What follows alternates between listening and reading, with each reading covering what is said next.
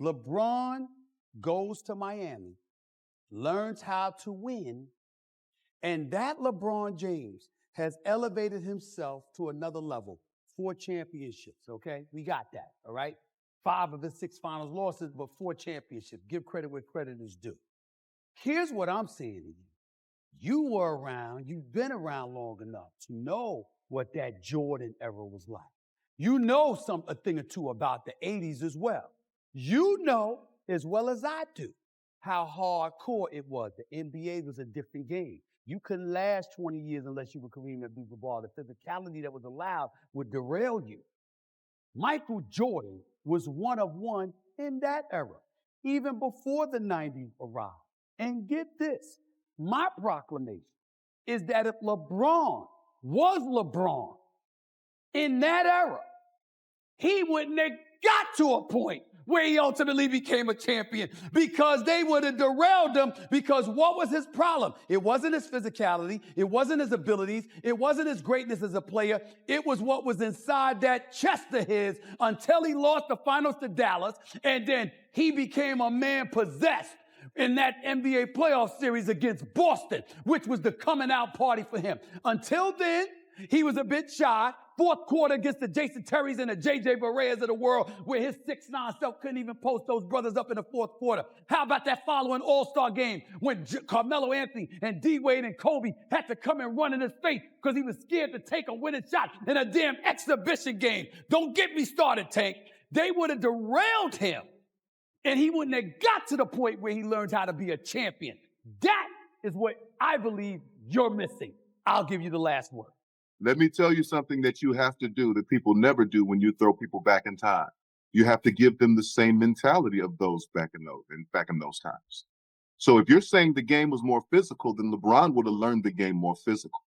Okay. If you're saying that LeBron would have had to fight differently against whoever those monsters were back then that you call, there was no monster that was 6'9", jumping out the gym, running a 4.4, that could see everything. There wasn't one. And so if you send LeBron James back in time and give him the mentality of those back in time, he's going to score 100. He's going to score 100 points. Hold on, Tank. Everybody didn't have Jordan's mentality. And I get to say that, LeBron, you're so great that ultimately you would have run into the greatest. And that is who would have derailed you. Just like Jordan derailed Mark Price and Larry Nance and Greg Elo and Brad Daugherty and those boys. Just like Jordan derailed Karl Malone and Stockton. Just like he derailed Barkley with Dan Marley and Kevin Johnson. Just like he derailed Clyde Drexler and Porter and those boys in Portland. Just like he derailed Sean Kemp and Gary Payton and Reggie Miller. He would have derailed LeBron. Strap in, basketball fanatics, because the GOAT debate just got personal, raw, and downright explosive. We're not talking about some casual chat over stats or highlight reels. This is a full-blown, no-holds-barred showdown that's shaking the basketball world to its core. Michael Jordan versus LeBron James. 2 titans, 2 philosophies, 2 legacies locked in a battle that's as much about heart and soul as it is about rings and records. And leading the charge are 2 voices that refuse to back down: Stephen A. Smith, the firebrand who delivers truth like a fast break dunk, and Kendrick Perkins, the bold defender of LeBron's legacy. Swinging back with unapologetic passion, this isn't just a debate, it's a war of words, a clash of convictions that's got fans screaming, analysts scrambling, and the basketball universe hanging on every syllable. From Jordan's untouchable aura to LeBron's unmatched versatility, every moment of this fiery exchange is a masterclass in what makes greatness immortal. So get ready to dive into the heat of the argument, where truths hit harder than a game-winning buzzer beater. And where else can you catch this kind of high-octane, truth-slinging basketball drama? Right here on NBA Hoops Television, the ultimate destination for the game's fiercest debates, boldest takes, and the pulse of hoops culture that keeps you locked in. The GOAT debate has ignited once again. This time, it's more personal, more intense, and brutally unfiltered. Stephen A. Smith has had enough of the narratives, and Kendrick Perkins is not backing down. This is not just another barbershop argument. This is a televised war of words where legacy is on the line and emotions are running high. This isn't just about who had more points or more assists. This is about the heart of the game. This is about culture, legacy, dominance, and greatness that transcends eras. Michael Jordan versus LeBron James is not just a comparison of careers. It is a battle of basketball philosophies, of mentalities, of gods versus mortals.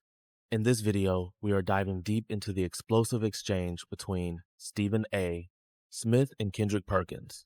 We're talking about fire on the set, truth being thrown like punches, and bold claims that shook fans to their core. Every quote we break down will peel back another layer of this iconic debate. So if you are tired of the sugar-coated comparisons and want raw, unfiltered truth about who the real king of basketball is, then buckle up. And before we begin, make sure to smash that like button, subscribe to NBA Hoops Television, and turn on the notifications so you never miss a moment when the legends clash. Now, let's dive into this head first because what you're about to hear will shake the very foundations of the GOAT conversation. Stephen A. Smith does not pull punches, especially when it comes to the truth. When he called out Kendrick Perkins for being a man who forces people to believe things that simply are not true, it was not just a personal jab. It was a challenge to the very foundation of the argument in favor of LeBron James being the GOAT. Stephen A. is no stranger to heated debates, but this one came with a deeper layer of conviction. He recognized the tactics. He saw the way Perkins delivers his takes with conviction, with confidence, almost daring the public to disagree. But Stephen wasn't having it. He basically drew a line in the sand and said, "This is where the delusion is." You see, when you try to manufacture belief, when you lean into charisma instead of cold, hard facts, you distort reality. Kendrick Perkins might be persuasive, but persuasion is not the same as proof. Stephen A. is telling the world that no matter how loud someone is, no matter how passionately they speak, the truth does not change. And the truth is that LeBron James, for all his greatness, is not above scrutiny. He is not above historical context. You can shout GOAT all you want, but if the numbers, the impact, and the legacy do not align with the claim, it remains just that, a claim. Stephen is making it clear that this debate will not be hijacked by volume or charisma. It must be grounded in respect for the game, for the legends who laid the path, and for the facts that cannot be twisted. Despite his brutal takedown of Perkins' argument style, Stephen A. Smith does not let his respect for LeBron James go unnoticed. He openly acknowledges that LeBron's game is extraordinary and that his talent is undeniable. He gives credit where it's due, recognizing LeBron as one of the greatest to ever step foot on the hardwood. But what makes this moment powerful is the restraint and clarity with which Stephen distinguishes greatness from supremacy. There's a difference between being one of the greatest and being the greatest. Stephen is not dismissing LeBron's achievements. He is emphasizing that understanding LeBron's brilliance does not automatically elevate him above Michael Jordan. This is where so many people get lost. They think acknowledging LeBron's excellence means he has surpassed everyone who came before him. But Stephen sets the record straight. You can be legendary and still be second. You can have an all-time resume and still not reach the throne that Jordan built. The emotional weight of this moment is immense because in a world desperate to crown new kings, Stephen is reminding everyone that legacy is earned through an unrepeatable combination of dominance, mentality, and aura. LeBron has longevity. LeBron has stats, but he does not have that unmatched streak of killer instinct that defined Jordan. Stephen respects LeBron, but that respect is not blind. It does not eclipse what came before. It simply adds more depth to the debate and further solidifies the conclusion that there is MJ and then there is everybody else. Then came the hammer when Stephen A. Smith laid it down and said that after everything we have seen and everything we have measured, there is Michael Jordan and then there is LeBron James. It was not an opinion. It was a statement of hierarchy. It was a final verdict. Stephen did not tiptoe around the issue. He brought receipts. He reminded everyone that Jordan's era was a jungle of ruthless competition, that his rise to the top was filled with battles that would break most athletes. He did not dodge the chaos. He thrived in it. The adversity Jordan faced was not circumstantial. It was institutional. The league was more physical, more punishing, and less forgiving. Yet Jordan did not just survive it, he conquered it. His accomplishments are not just stats. They are milestones that altered the game forever. 6 championships, 6 finals MVPs, no game, 7-second in the finals, and the manner in which he did it with elegance, precision, and killer instinct turned basketball into art. Stephen A. paints that picture perfectly. He's not talking about highlight reels, he's talking about era-defining dominance.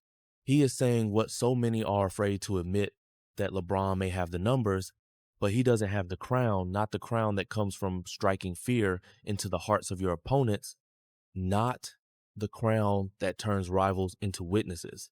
That crown belongs to Michael Jordan. Always has, always will. When Kendrick Perkins responded to Stephen A. Smith's assertion that LeBron James is a pass-first player, he did not refute it. He accepted it. But what he tried to do instead was spin it into some kind of optimistic prophecy, saying LeBron will eventually break that stigma. That's not just wishful thinking. That's a desperate rewrite of reality. Because the truth is, LeBron has had over 2 decades to shake off that label. If he hasn't broken it by now, he never will. Perkins tried to make it sound like being pass first is somehow holding LeBron back in the GOAT discussion. But the reality is that style is part of his identity. It's who he is. LeBron's greatness lies in his versatility, in his ability to elevate his teammates. But in the conversation of alpha dominance, that trait has always held him back. Michael Jordan was never trying to be everyone's friend on the court. He wasn't trying to delegate responsibility or make sure everyone got a touch. Jordan saw the rim, and he attacked. He was a finisher, a closer, a cold-blooded executioner. There was no stigma to break, because there was no hesitancy in his game. What Perkins fails to grasp is that GOAT status is not about correcting your perception over time. It's about being undeniable from the start. Jordan did not need decades to prove who he was. From the moment he stepped on the court, the world knew it. LeBron's game is majestic in its own right. But greatness is not about hoping people will see you differently. It's about making them feel it every time you touch the ball. That's what separates Michael Jordan. You didn't have to wait for him to break any narratives. He shattered expectations every time he played. Stephen A. Smith's next response cut to the core of the entire GOAT discussion. He pointed out what so many LeBron supporters tend to overlook in their rush to anoint him as the greatest. He said clearly that LeBron will never match Michael Jordan's championship count. He will never equal his number of league MVPs. These are not trivial details. These are defining pillars of a legacy. And no matter how many more seasons LeBron plays, that gap will not be closed. Stephen's message was simple. You cannot wear the crown without the credentials. You cannot bypass the throne if you haven't passed the trials. Michael Jordan's 6 championships are not just rings. They are testimonies to dominance, consistency, and an unrelenting desire to win. Jordan did not hop from team to chase a title. He stayed, he built, and he conquered 6 times without a single finals loss. LeBron, for all his greatness, cannot erase the moments where he fell short on the biggest stage. He cannot erase the finals losses, the missed opportunities, the years where he had the best roster and still walked away empty-handed. And when it comes to MVPs, Jordan dominated his era to such a degree that the league had to invent new standards just to keep it interesting. He was not just better. He was beyond. Stephen A. is saying that if the GOAT debate is to be respected, it must be grounded in facts, in accolades, in irrefutable achievements. And when you line up the numbers side by side, Jordan still reigns supreme. This isn't about nostalgia. This is about truth. And the truth is that LeBron's resume, as glittering as it may be, still doesn't hold a candle to the gold standard that is Michael Jordan. Kendrick Perkins' next argument attempted to shift the goalposts entirely. In frustration, he claimed that basketball is not an individual sport. He said it is a team sport and accused Stephen A. Smith of failing to understand that this is a classic deflection. And Stephen A. did not take the bait. Perkins was trying to mask LeBron's shortcomings by leaning into the collectivism of basketball. But greatness, true GOAT-level greatness, always rises above the system. Michael Jordan did not need a super team to cement his legacy. He elevated everyone around him by sheer will and leadership. He did not rely on trades, on assembling the Avengers. He trusted his grind, trusted his system, and still came out victorious. Perkins is right that basketball is a team sport, but GOAT conversations are not. They are about who stands out, who rises when the lights are brightest, who carries the weight of expectation and turns it into legend. Jordan did not blame teammates. He turned them into champions. He demanded excellence and delivered it himself. LeBron has had help at every stage, from Wade and Bosh in Miami, to Kyrie and Love in Cleveland, to Davis in Los Angeles, and yet his record still does not eclipse the man who took less and did more. Perkins wants us to pretend that greatness can be outsourced, that if your team wins, you win. But GOATs are judged by how they lead, not how they blend in. Jordan led with ferocious precision and unrelenting hunger. He did not wait for the team to rise to the occasion. He dragged them there himself. That is what Stephen A. understands and Perkins does not. You can dress it up any way you like, but at the end of the day, greatness is individual, and no one did it like Michael Jordan. When Stephen A. Smith brought up Larry Bird's iconic comment about Michael Jordan being God in gym shorts, it wasn't just a poetic exaggeration or a nostalgic tribute. It was an affirmation from one of the most respected basketball minds in history. Larry Bird was no casual observer. He was a competitor. He saw Michael Jordan firsthand. He felt the pressure of playing against him. And for someone like Bird to say something so divine about a player he once had to face on the court speaks volumes about Jordan's unparalleled aura. Stephen A. knew exactly what he was doing when he mentioned that. He was telling Kendrick Perkins that this level of reverence is not manufactured. It is earned, and Jordan earned it every night. He stepped on the court. The difference between Jordan and LeBron is not just in numbers or highlights. It's in how they were feared. It's in how legends spoke about them. No one has ever called LeBron God in gym shorts. People admire LeBron. They respect his game, but they don't revere him the way they did. Jordan inspired awe. He was the mythical figure that players both feared and idolized. When Larry Bird uses spiritual terminology to describe an opponent, you better believe that opponent was not just great. He was transcendent. Perkins tried to play down that kind of reverence, but Stephen A. drove the point home. It's not just about stats or rings. It's about the mythos. It's about the way Jordan made the impossible seem routine. That is what makes him the god of basketball. You can't manufacture that kind of respect.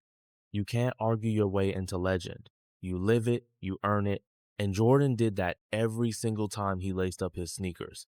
Stephen A. Smith didn't just stop at quotes from legends. He took it to the history books. He referenced the 5th of June, 1991, the night Michael Jordan performed one of the most iconic moves in the history of the game. The midair hand switch layup against the Lakers in the NBA Finals. This was not just a highlight.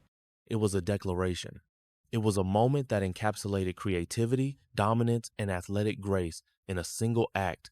And Stephen A. made it clear that Jordan wasn't just performing.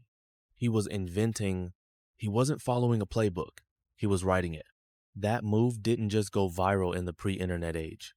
It got carved into basketball's Mount Rushmore. Perkins may point to LeBron's longevity or his physical gifts, but moments like that remind everyone why Jordan was in a league of his own. You don't see LeBron execute ballet-like improvisations midair in the middle of an NBA Finals game. You see power, you see strategy, but you don't see transcendence. Jordan had a way of doing things no one else even thought of. He didn't just win games. He altered the very nature of how basketball could be played. And that's what Stephen A. was reminding everyone. The hand switch wasn't about flash. It was about evolution. It was about redefining what was possible in the game. There are imitators, as Stephen said, and then there are originators. Jordan originated the mystique. He originated the narrative of superhuman excellence. You cannot teach that. You cannot replicate that. It was God-level execution in real time, and it has never been matched. That's not just basketball. That's divinity in motion. Stephen A. Smith followed up with a powerful personal revelation, telling the world that the hand switch layup remains one of his top 5 favorite basketball moments of all time. And then he declared it openly, Michael Jordan is the god of basketball. There was no debate, no hesitation, just raw, unequivocal truth. And that declaration was not just from a journalist or an analyst. It was from a man who has watched every era, analyzed every great, and never once gave into the media's obsession with recency bias. For Stephen A. and for millions around the world, that title belongs to one man and one man only. Jordan did not become the god of basketball through a marketing campaign. He didn't brand himself into greatness.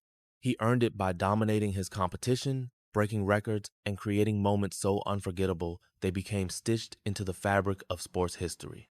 Kendrick Perkins, for all his energy and fiery takes, cannot change that truth. This is not a popularity contest. It is a legacy war. And Jordan's legacy has stood untouched for decades. LeBron's fans want to rewrite the rules so badly that they're willing to ignore the universal consensus, but when someone like Stephen A. puts his reputation behind a statement like that, you stop and listen. You reflect. Because if Michael Jordan was just another great player, he would not still be worshipped. These Stephen's words echoed the thoughts of generations who watched Jordan play and saw a force of nature. He was not just a man in uniform. He was the standard, the blueprint, the divine presence on the hardwood. And no matter how much the conversation evolves, that truth remains. You can argue over stats, but you cannot argue over presence. Jordan had a presence that made grown men tremble. He had an aura that made you believe in the impossible. That is what Stephen A. was celebrating. And that is why Jordan still wears the crown. When Kendrick Perkins finally acknowledged Stephen A., Smith's argument stating that he killed it and nailed it, he wasn't just conceding a debate. He was validating everything Stephen A. had built piece by piece. Perkins, for all his bold and at times reckless takes, had no choice but to fold under the weight of undeniable truth. He tried to push the LeBron GOAT narrative. He tried to reframe the conversation in ways that favored versatility, longevity, and statistical consistency. But when confronted with the aura, with the divine impact that Michael had on and off the court, even he had to give Stephen A. his flowers. It was not a matter of opinion anymore. It was a matter of reality. Perkins, despite his pride and position, couldn't counter what Stephen A. brought to the table. That moment revealed something deeper. Even the staunchest LeBron defenders know deep down that Jordan's legacy is impenetrable. There comes a point where words are not enough. There comes a point where you have to recognize greatness in its purest form, and that's what Perkins did. He admitted it, he bowed to the argument, he acknowledged the gospel that Stephen A. had been preaching all along. That acknowledgement wasn't weakness. It was clarity. It was the realization that Jordan's greatness is not something you out-argue. It's something you stand in awe of. Stephen A. didn't just win the debate. He reminded the world that facts, history, and legacy still matter. In that moment, Kendrick wasn't just agreeing with Stephen. He was agreeing with every player, every fan, and every analyst who saw Jordan for what he truly was. The absolute pinnacle of basketball, the final word, the unmovable, undeniable, unchallenged god of the sport. Stephen A. took it one step further by diving into Jordan's psychological warfare. He painted a vivid picture of Michael Jordan as a predator of the highest order, someone who would dissect an opponent's mind, identify their deepest irritation, and then exploit those vulnerabilities before dropping 40 or 50 points in their face. That's not just elite talent. That is mental mastery. That is a player who didn't just beat you physically, he destroyed you emotionally. This is the dimension that no one talks about when they place LeBron in the GOAT conversation. LeBron can dominate, he can take over a game, but has he ever instilled pure dread in the heart of his opponents? Has he ever made another Hall of Famer feel psychologically undone? Jordan did that night after night. He wasn't just playing basketball, he was executing psychological art.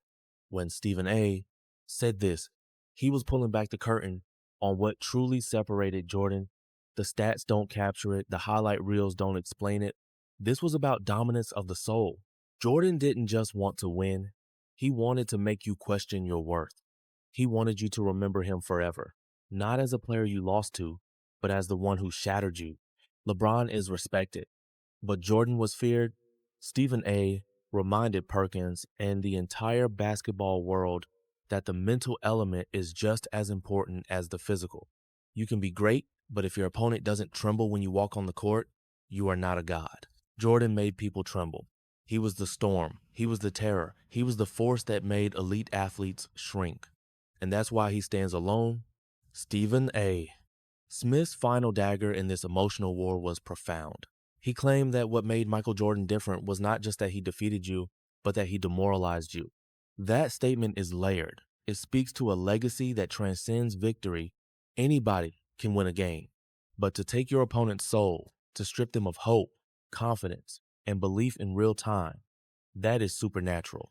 And only Jordan did it on such a consistent basis. This is the essence of what separates the good from the legendary. It is not the box score, it is the psychological scars left on opponents. Jordan didn't play basketball to win. He played to dominate. He played to rewrite your understanding of excellence. LeBron is a physical marvel. No one questions his work ethic, his IQ, or his resume. But he has never been the destroyer of worlds that Jordan was. He has never walked into a playoff series and convinced the other team that defeat was inevitable before the ball was tipped. Jordan did that with his eyes, with his posture, with his mere presence, and that's what Stephen A. was hammering home. The demoralization is not just a competitive tactic. It is a reflection of absolute superiority. The way MJ moved, the way he spoke, the way he stared through you, it was spiritual. You weren't playing against a man. You were playing against inevitability, against destiny, against a basketball deity. That is the level LeBron has never touched, and that is why this conversation is not even close. After 12 explosive quotes, logic, and lived history, the verdict is clear. Michael Jordan is not just the greatest of all time, he is the god of basketball. He is the originator, the innovator, the myth, the legend. He is the player other legends worship. The player who made greatness feel small, the one whose very name strikes awe across generations. LeBron James is incredible. He is a Mount Rushmore player. But when you weigh legacy, dominance, fear, reverence, and spiritual impact, the answer is obvious. Michael Jordan exists on a different plane. Stephen A. Smith stood firm in that truth. He didn't waver, he didn't sugarcoat it. He told the world exactly what they needed to hear. And even Kendrick Perkins had to step back and nod in agreement. If you've ever questioned who the greatest truly is, let this be the final word. Let this be the scripture carved into the court. Jordan didn't just win, he ruled. He didn't just leave, he inspired. And he didn't just play basketball, he became it. Conclusion. And that's the final shot. Hoops fans of debate settle with the kind of fire and truth that only Stephen A. Smith can deliver. Michael Jordan isn't just the GOAT.